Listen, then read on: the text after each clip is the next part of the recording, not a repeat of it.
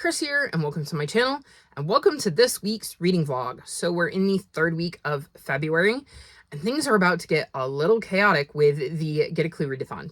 So from 8 a.m. on the 15th through 8 a.m. on the 17th, we can read whatever we want, and everything gets 100 points.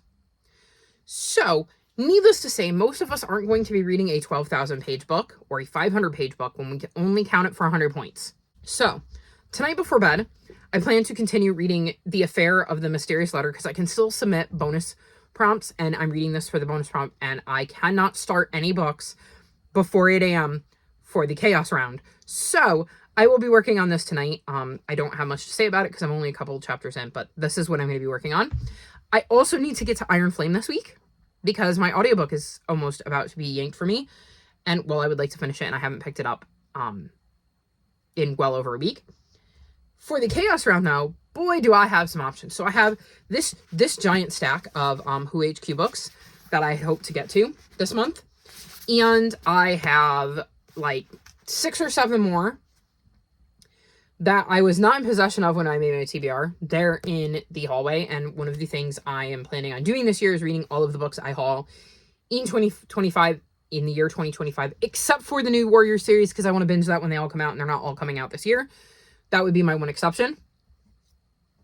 So I'm hoping to get to some of them. I have a couple of novellas that I'm looking at. I have a couple of graphic novels that I may try to get to. I literally just purchased Fence Volume 3, so I can continue that series. That would be a really quick read. I have a couple of adaptations that I got this year so far that are graphic novels, and each of those would count for 100 points. So the reason I would do that is because this is like 105 pages, so I might as well rip through these and just take 100 points. And then all graphic novels automatically count for 100 points, and manga counts for 100 points. And I have Cat and Gamer Volume 6, I think, and Spy Family Volume 13 that I could read. So my goal this weekend is to read as many of these little books as I possibly can while also working on Iron Flame and The Affair of the Mysterious Letter. So that's kind of my plan. These are all, this pile right here is all on my TBR on my spreadsheet. So that would be 1, 2, 3, 4, 5, 6, 7, 8, 900 pages. And I need to read like 700 a day. So if I could read all of these tomorrow, I would drop that number down. And then Spy Family is also on there. So that would also drop that number down. So we're going to try to read all of these this weekend. This could be a very interesting vlog update. Hopefully I will not leave it until the end of the week because the last clip was 50 minutes. Y'all are getting some really long vlogs from me because I'm just reading a ridiculous amount of books this year to deal with the fact that I do not like the dumpster fire that is the United States right now, and I just cannot cope with that. So I'm losing myself in books. So I have read 27 books so far in February, and we're only on the 14th. And keep in mind, I said there was, what, 9 here? And I have, what do I have in the hallway that's not here? I have Who is Michelle Obama and Who is Barack Obama. I have Who are the Tuskegee Airmen. I have Who was Mr. Rogers. I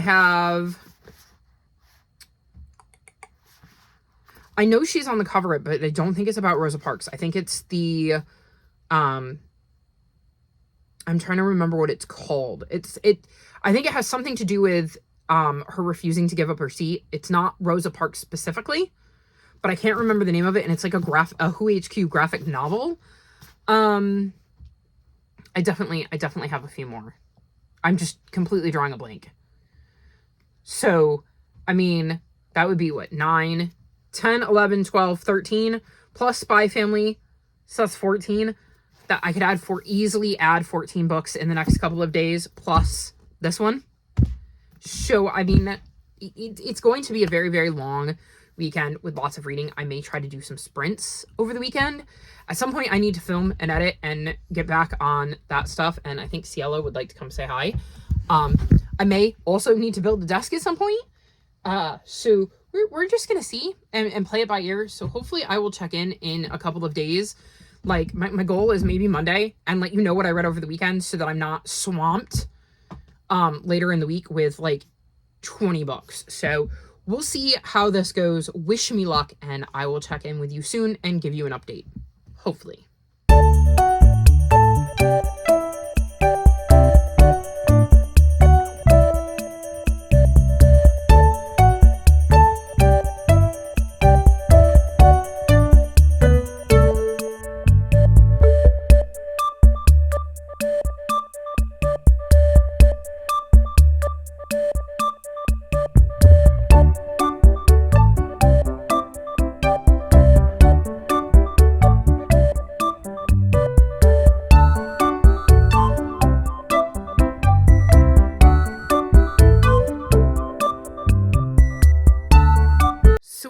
19th, and I thought I should probably check in. I probably should have done it a couple days ago, to be honest, because the 15th and the 16th were like a chaos weekend thing, and I think I read like 19 books. So this is going to be quite the update, although I think I figured out the best way to do it. So I read a bunch of Who HQ books, and they were mostly focused on history and biographies and stuff to do with like it being Black History Month. I intentionally chose those because it was Black History Month, and I was curious to see what the Who HQ line offered in regards to that. And she's going to make this extremely hard. So let me see if I can get her to hang out back here in her castle. So I have 3 piles here based on their ratings. So we'll go with the ones I gave 4 stars to first, which was Who is Harriet Tubman? Who is Nelson Mandela? What was the Underground Railroad? And what was the Harlem Renaissance? I think these were all really good. I think I would have liked more from them. I have read a really good adult biography about Harriet Tubman. So I don't know that I learned too much there that I didn't already know. And there was crossover between what was the Underground Railroad and who was Harriet Tubman. Although, to be fair, there was a lot of crossover between all of these because, for instance, the Civil Rights Movement is mentioned a lot. Martin Luther King Jr. and Malcolm X were mentioned a lot. Jim Crow laws, again, mentioned a lot. And there were just interesting ways in which I kept hearing different connections between people that I wasn't expecting to pop up in these various books. So actually, I think they all go together quite well because they're all sort of interconnected. But I think that of the ones I read, I enjoyed these ones the least and wanted more out of them. So these 4 got 4 stars. Then my 4.25 star stack gave me Who is Barack Obama? Who is Michelle Obama? Who is Maya Angelou? Who is Rosa Parks? What is the Civil Rights Movement? And who sparked the Montgomery bus boycott, Rosa Parks? And this is a graphic novel. So I gave these all 4.25 stars. And I have read Becoming by Michelle Obama, and I thought that did a really good job of kind of giving you the basic facts. I know more about her, obviously, because I've read her story in her own words. It also mentioned some very famous first ladies and some of the contributions they made to society in her book. Maya Angelou was interesting because I did not know who she was going into this. I'd heard the name, but if you had asked me to tell you why her name was known, I wouldn't have been able to tell you. So that was quite interesting learning about her. And then again, seeing the connection she had to the other books and the other stories I was reading. I think of them,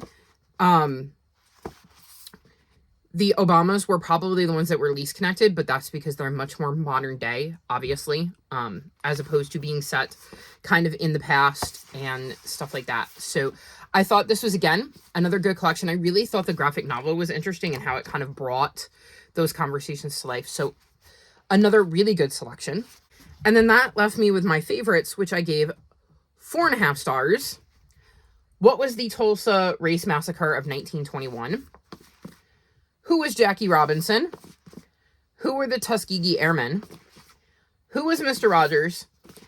And what was the March on Washington? And I thought these were all very, very well done. I obviously knew what the March on Washington was to some extent, and obviously I knew who Mr. Rogers and Jackie Robinson were, but I loved getting a much deeper dive into their story. I had heard of this, but I didn't know tons, and I thought it was really, really well laid out, and just the whole situation is so incredibly messed up and awful. So I definitely think this is an important book to get in the hands of middle graders to help them understand a possibly less talked about instance in history. Like, I think this and Martin Luther King and the Civil Rights Movement and probably Rosa Parks will get talked about. Same with like Harriet Tubman and the Underground Railroad, but I think this is something that'll get covered less, along with the Tuskegee Airmen, which again, fascinating. And seeing the crossover was really interesting. Fun fact, Rosa Parks was born in Tuskegee, which blew my mind. But the funniest part was I had Who Was Mr. Rogers, and I wasn't planning on picking this up in February because I was only planning on reading ones that had something to do with some sort of Black history. But I had time to squeeze in one more book, and I just went with this one, as it is one I bought this year, and that is one of my goals. So I was like, well, I've got time to read one more, so I'll read this one. And there is a mention of somebody who was friends with Mr. Rogers, who was involved with the Tuskegee Airmen. And he was friends growing up with, I want to say, like, his housekeeper's son, who, when his housekeeper died, lived with them. And that was not done back then because his housekeeper and her son were Black and he was white. And it was just really not the thing people did. I think it was him that was involved with the Tuskegee Airmen. And it was also mentioned, and I knew this before going into this, that there was a actor who appeared on Mr. Rogers' Neighborhood who was Black. And it was very famously well known that one day they had like a kiddie pool and they both had their feet in it. And that was another thing that just wasn't done. And so I thought that was really, really interesting to, one, see that highlighted, and then two, to literally read, I think I read them in order, who were the Tuskegee Airmen, and then read Mr. Rogers, who had somebody who was connected to the Tuskegee Airmen. And I just thought that that was a really cool connection that I wasn't expecting. So these were all very, very good. This one made me tear up because obviously I grew up with Mr. Rogers' Neighborhood. And it was interesting to learn more about him, because as much as these books are informative, outside of, again, the Obamas, I don't have any kind of personal recollection of them, whereas I have memories of Mr. Rogers, because, again, I grew up with it. So I just thought these were a really, really overall great selection of books, and they could get a little bit repetitive because there was so much crossover, and the language they use to describe certain things when they talk about it is very repetitive. Just how they word things, despite the fact that there are a bunch of different authors that contributed to these books. But I don't necessarily think that with a middle grader, that's a bad thing, because you're reinforcing this point that you're making. Like Jim Crow laws, for instance, the way that was written, and they talked about how those came about and where the name came from, was in multiple of these books, and was written in such a way that it felt repetitive to me as an adult. But if I'm looking at it from like a middle grade lens, it feels like it would be more like reinforcing the point. Because a middle grader, I don't know, is going to read all of these in the space of like 24-ish hours. So I think it is more of a, if you're reading them slowly, it is reinforcing that point and kind of helping it stick in their heads. Because I know that that was sometimes very important to me as a kid, of you need to repeat things so it starts to create that pattern in my head. So I thought that was actually really well done. And I just had a really, really good time with these, and I cannot wait to pass them on to a little one and share this knowledge with them. Then I read 3 novellas, the first being Home, Habitat, Range, Niche, and Territory, which is book 4.5 in the Murderbot Diaries series, and I gave this 3 stars. This is a quick 20-page novella that tells, I believe, an event after book 4. I think that's when it's set, and we're getting the POV of a character that is not Murderbot, and I think it was just fine. I wasn't super attached to it or into it. There wasn't anything wrong with it. I think it was just this nice little glimpse into a very specific issue, and I think I could enjoy it more if in books 5, 6, or 7 this thing becomes important to the plot somehow. But as it stands, I think it was just fine. I don't have much to say about it because it was only like 20 pages, but it was fine and interesting. And I will hopefully be back with Murderbot in book 5 because I think I enjoyed their point of view quite a bit. And this was just a little weird, especially getting to see Murderbot through somebody else's eyes. Then I read The Answer Is No by Frederick Bachman, and I gave this 3.5 stars. This is a little novella that follows Lucas, who is happy. He's just very happy being left to his own devices and playing his video games, eating his favorite foods, and being able to do everything he wants to do without having to actually interact with any human beings. And then one day, A trio of board members for the apartment building shows up at his door, interrupting his solitude, and it's all down to a frying pan. And they just won't leave him alone, and it opens up the floodgates for other members of the building to start annoying him too. This was another one that I thought was fine. I don't have any real strong feelings. I did like seeing Lucas try to navigate the hilarity of people will just not leave him alone, and how this frying pan has completely upended his life. I don't want to say too much more because it's such a short story, but it is literally a story of how a frying pan completely changes Lucas's life. So I think that's all you really need to know going into it. I didn't even know that. I just knew it was by Frederick Bachman. So I, again, thought this was fine. I struggle with short stories because there's just not enough usually for me to sink my teeth into. So I definitely think it has some of the same things that I like in Bachman's longer novels. It's just, it was so condensed, it didn't give me time to build up that enjoyment that I normally do. And then the last little short story I read was The Fall Risk by Abby Jimenez, and I gave this 4 stars. So this follows Charlotte and Seth, and they live in neighboring apartments, and they go outside one day and the steps are gone, and the landlord informs them that there was a mix-up. These weren't the steps that were supposed to go, and unfortunately the company cannot come back until Monday to reinstall some steps, which leaves them spending the weekend, including Valentine's Day, stuck in their apartments with no way to kind of get down. They do have a ladder for emergency purposes, but they both kind of just want to stay in their apartments rather than go to like a motel or something. And they're both dealing with things. Seth is an arborist who has a bum ankle right now and is recovering from the fact that he just signed divorce papers. And Charlotte is scared of heights but lives on the 2nd floor because she has a stalker and does not want him to have easy access to her. So we get to see them navigate this weekend together where they really only have each other for company. And I thought this was cute. I can see if this is the way that Abby Jimenez writes the rest of her books, why people enjoy them so much, because I did like the banter between Seth and Charlotte. I thought it was interesting seeing how their relationship kind of played out despite it being such a short book.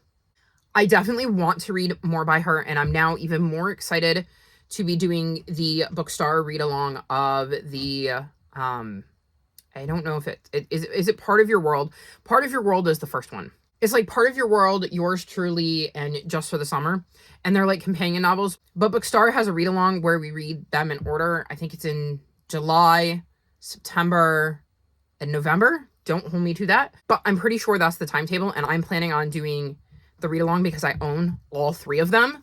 I am now much more looking forward to it because if, like I said, it has that kind of banter, I think I'm going to enjoy them. I would assume there's probably going to be some spiciness in them that I won't enjoy, but I'm going into them with a much more hopeful vibe of like them getting 4 stars because of enjoying this one. So I have one last update for Chaos Weekend because I did read one more book, and that was Spy Family, Volume 13, and I gave this 4.5 stars. This follows a spy named Twilight who is going undercover as a man named Lloyd. And he is trying to get close to a man who is vitally important to keeping the peace. Unfortunately, this man doesn't really make public appearances, but one place you can catch him is at his son's school.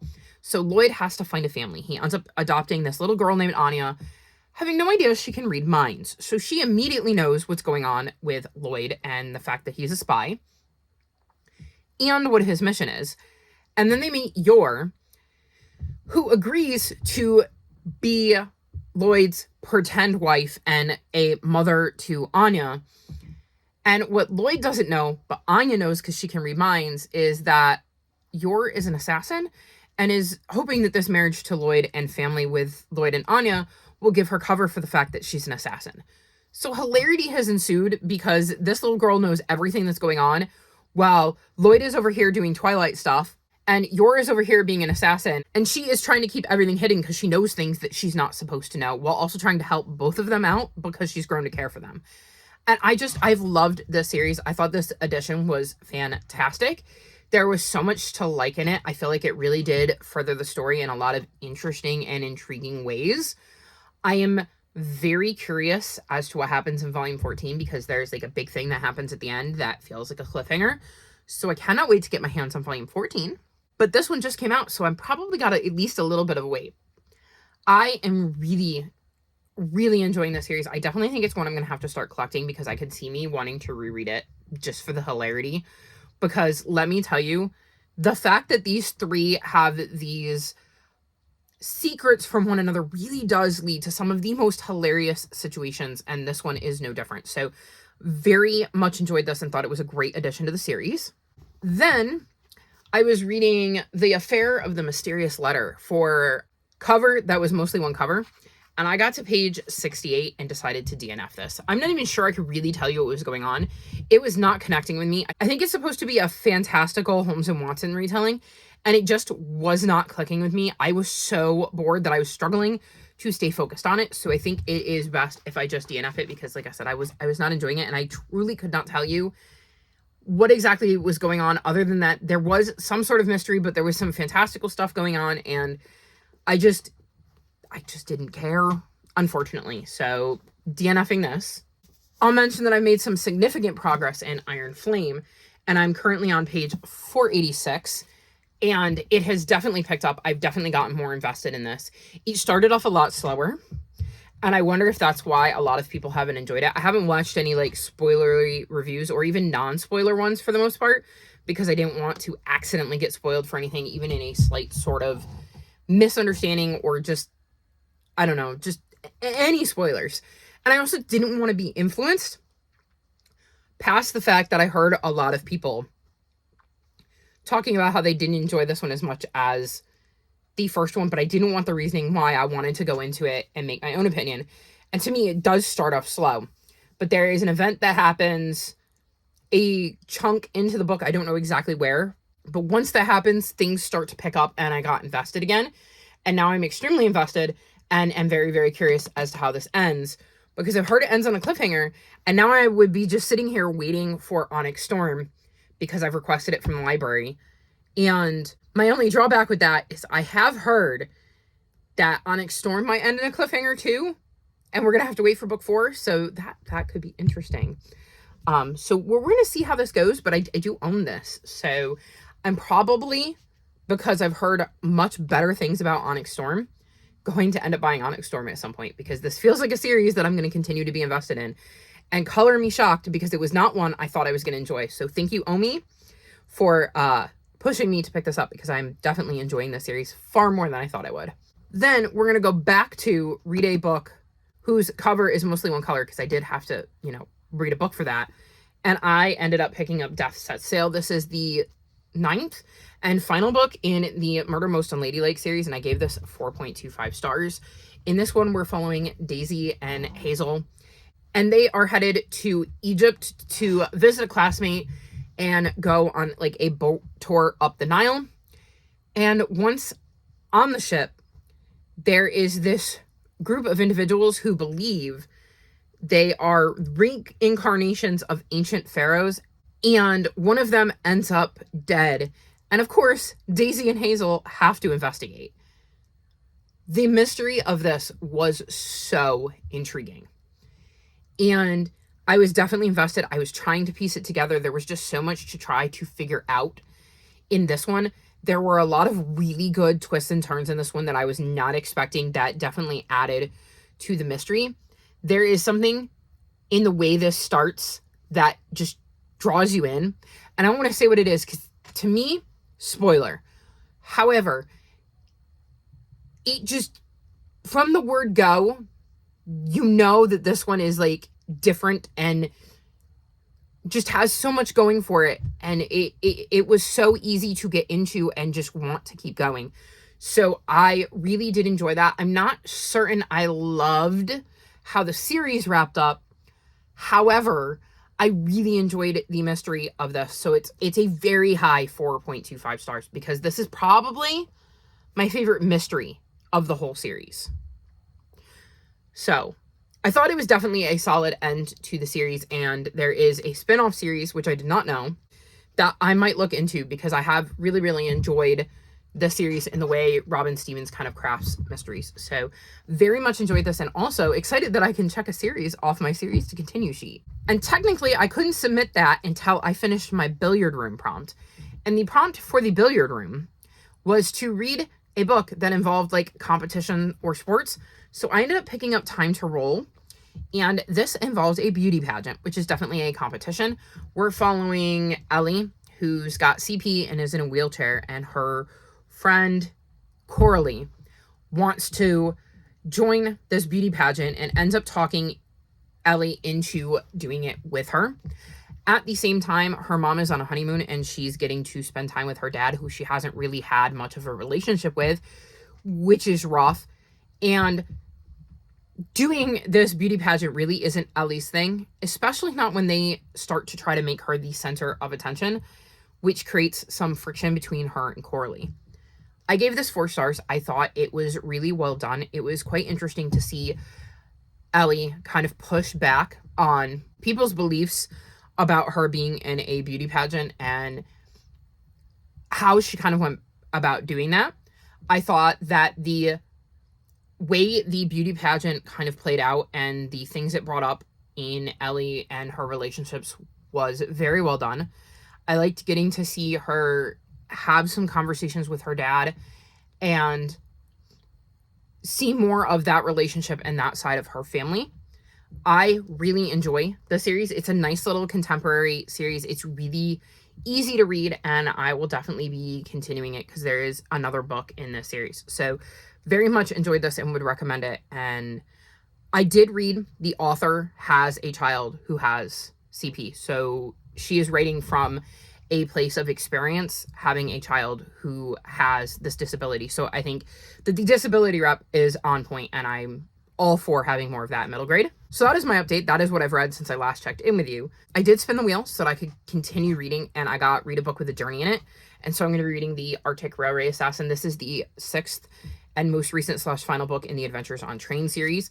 And obviously we will be heading out again with Hal and his Uncle Nat. So they will be going on a journey on a train. I debated trying to use Iron Flame for this because we definitely see the characters travel, but I don't know if they really go on a journey per se. And I thought that was maybe stretching it a little too much, whereas I'm absolutely certain this has a journey. So very, very excited to dive into this. I expect to finish this tonight. That's the plan. We'll see, unless I get sucked back into Iron Flame. But if I get sucked back into Iron Flame, I'm going to finish this tomorrow. So that's kind of my plan and where I'm at. I don't know what else I'm going to be reading because it all depends on the spin of the wheel, though I am getting to the point where I'm going to have to start reading books that have nothing to do with wheel spins in the background, because otherwise I'm not going to finish my TBR. And looking at the wheel, there are some books I have that I just don't feel like are going to fit very many prompts, and I can't just keep spinning the wheel to try to get those books to fit those prompts. And we only have a few rooms left, so I really need to get on that because, let's see, I need to read Little Men. I need to finish Iron Flame. I need to read both Forging Silver into Stars and Carving Shadows into Gold, and neither one of those is tiny. So I definitely need to get a move on because I think there's more than just that on my Phase 10 TBR. Let me see. I can look it up. I know those 4 are on there. And I wasn't worried about Iron Flame because I'm like, I'm definitely finishing that tomorrow. And by tomorrow, I mean the 19th, because it is the 19th, but tomorrow is also the 19th because I haven't been to bed yet. So when I say tomorrow, I mean like after I get up because I've been to sleep. Y'all know I always struggle with this whole time thing. Let's see. Oh, right. I also need to read The 3 Lives of Kate Kay and Needles and Knitters, because I read that. I'm reading that. And then, oh no, Carving, I was like, wait, Carving Shadows, no it is. Okay, so I need to read Little Men for a classic, finish Iron Flame for page number ends in a number 3 based on the dice roll, Needles and Knitters for under 500 ratings, Set in Another World for Carving Shadows into Gold, Forging Silver into Stars, which is the book before that, for young adult, and then The 3 Lives of KK for book of the month. So we're going to see how it goes. That's a lot of books to still need to read. And I need to read The Library of the Unwritten. And that sounded like it might have a journey too, but I'm not certain. And I'm behind on editing. What else is new? I've had like no spoons. And I'm just massively struggling. So we'll see.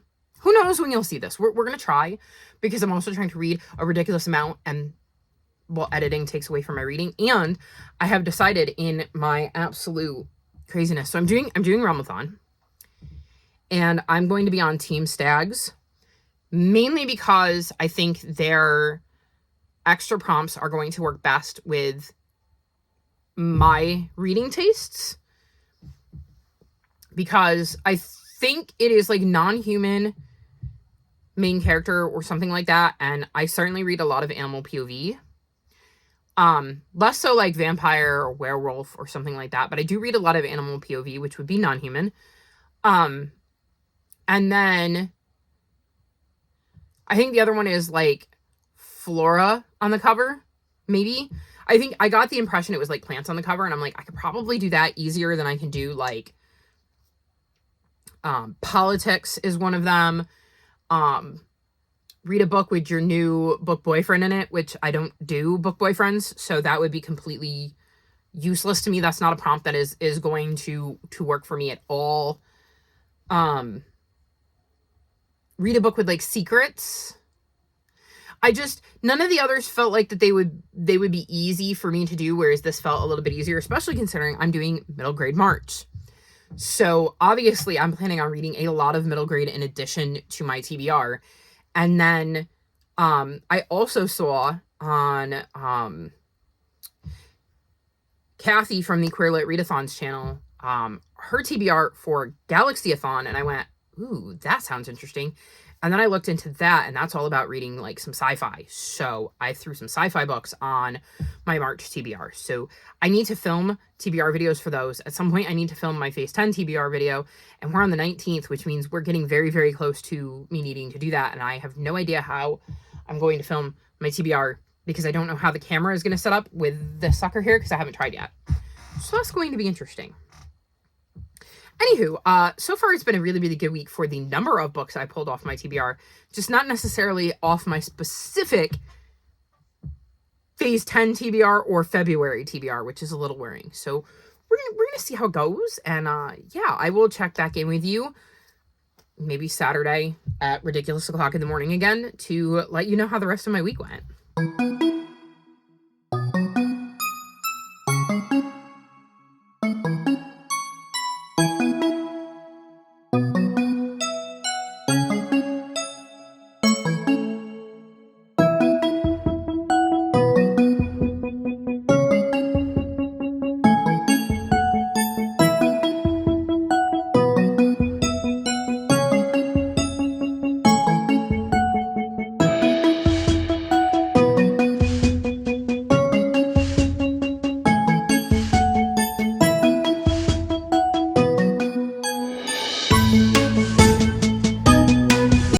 Officially Saturday, which means it's time to wrap this vlog up. I've had a much chiller couple of days, so let me run you through the handful of things I have actually worked on. First, for I think it was a book feature and travel again, I finished the Arctic Railway Assassin, and I gave this 4.25 stars. This is the 6th and I believe final book in the Adventures on Train series, at least for now. I don't know if it's like the final book, but it's been, I think, 3 years? Yeah, this was published in 2022, so we're coming up on 3 years of no new books in the series, and they're definitely still writing books. They're just not writing for the series, so I don't know if we'll get any more. But this series follows Hal, who goes on adventures on trains with his uncle. He's really into drawing, and that usually plays a part in whatever crimes he's solving, because we get illustrations of the drawings he is doing, and they usually, like I said, have clues in them to the greater mystery. In this one, he is headed to the Arctic so that he can see the Northern Lights with his uncle. And shortly after they leave, they realize they're being followed, and it is somehow tied to Hal's uncle's past, and they have to be on alert every second because there is now an assassin on this train with them. I quite enjoyed this one. There were some things that happened in this one that were a little different and definitely made the story itself flow differently, but not in a bad way. I liked the connections to Hal's uncle, and there was just a lot of twists and turns in this one, and I think that made for a really fun read. It wasn't my favorite in the series.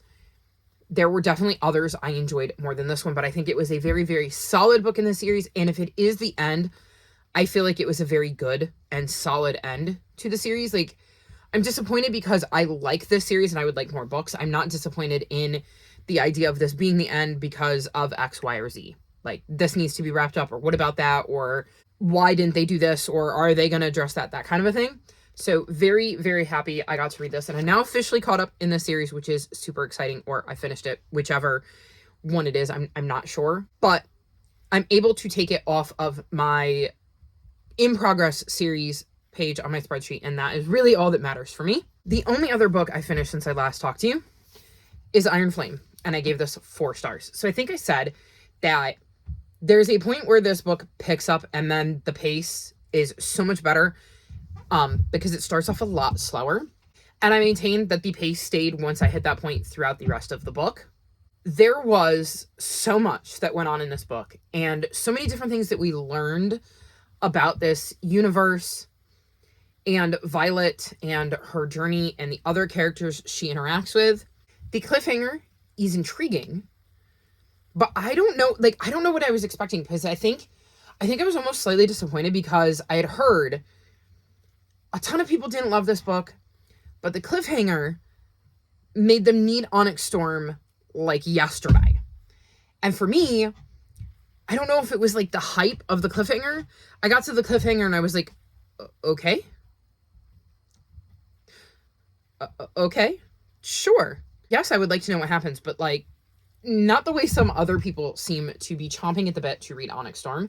I'm still excited for it and I'm still curious about it, but there are a lot of things that I am more interested in and curious about in this series than the kind of cliffhanger that we were left with at the end. So definitely plan to read Onyx Storm whenever it comes into the library. And I enjoyed my time with this one, and I do agree it is not as good as the first one, but I still had a really, really good time with it, especially once the pace picked up. Then we got to do a poll pick, and I don't know if this had happened prior to me speaking to you last time. So for the study, we had to do a poll pick, and I put up 3 books that are still on my Phase 10 TBR and the Queer Book Club pick, and the Queer Book Club pick won. So I picked up The Library of the Unwritten. I went on sprints Thursday, even though I wasn't necessarily feeling up to being chatty and being on sprints. And within 2 sprints, I was ready to DNF this. Like, I was talking about how bored I was and how unconnected to the characters I was feeling. And just after talking it over, I agreed that it was something I needed to DNF, especially considering my reading is slowing down. And I don't want to say I'm slumping because I've read so much that, like, I don't feel like what I'm doing is a slump. I think it is me returning to, like, a somewhat normal reading pattern, as opposed to the whatever the opposite of a slump is.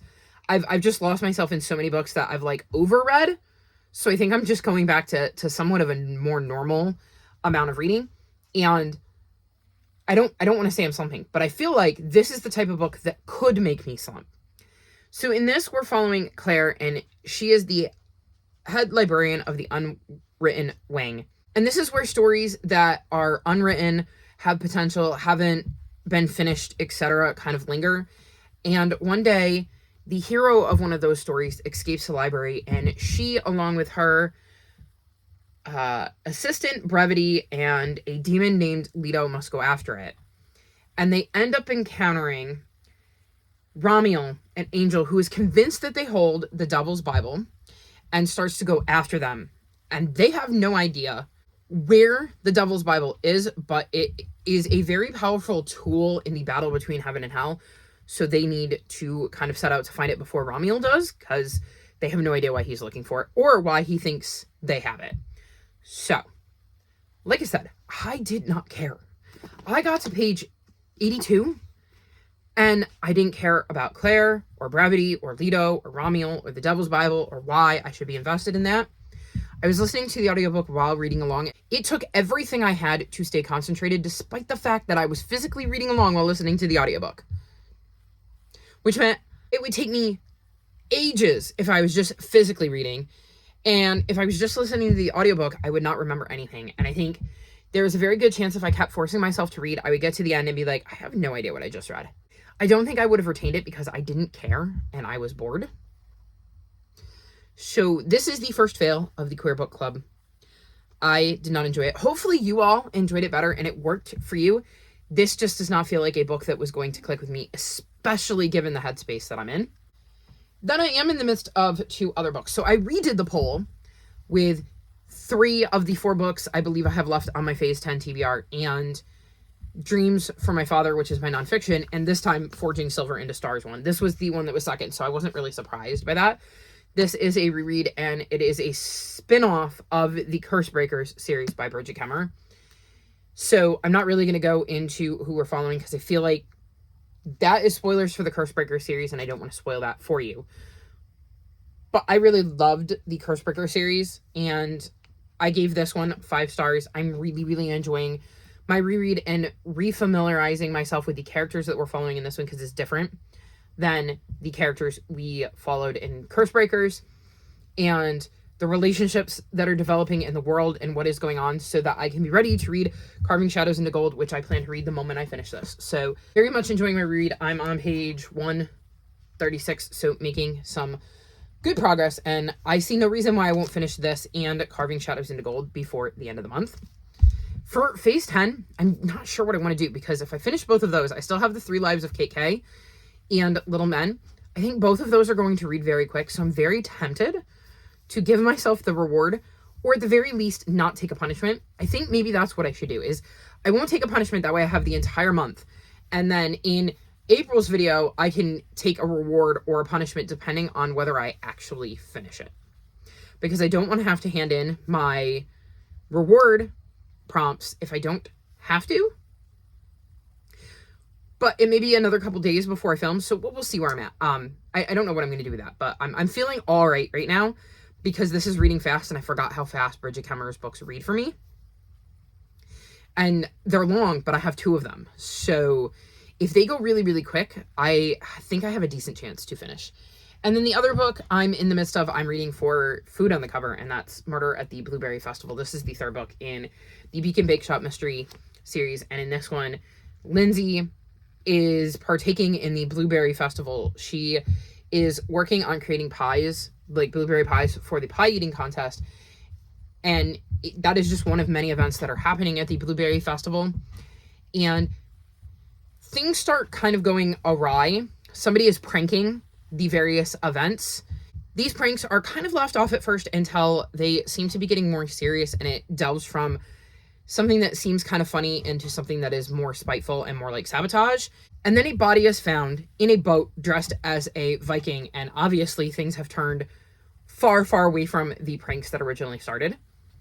I'm not completely invested in the mystery, but there is a lot going on in this one that I am enjoying. This feels like it's going to get a high 3-star. I am having, like I said, a good time with it. It's working really well for the headspace that I'm in.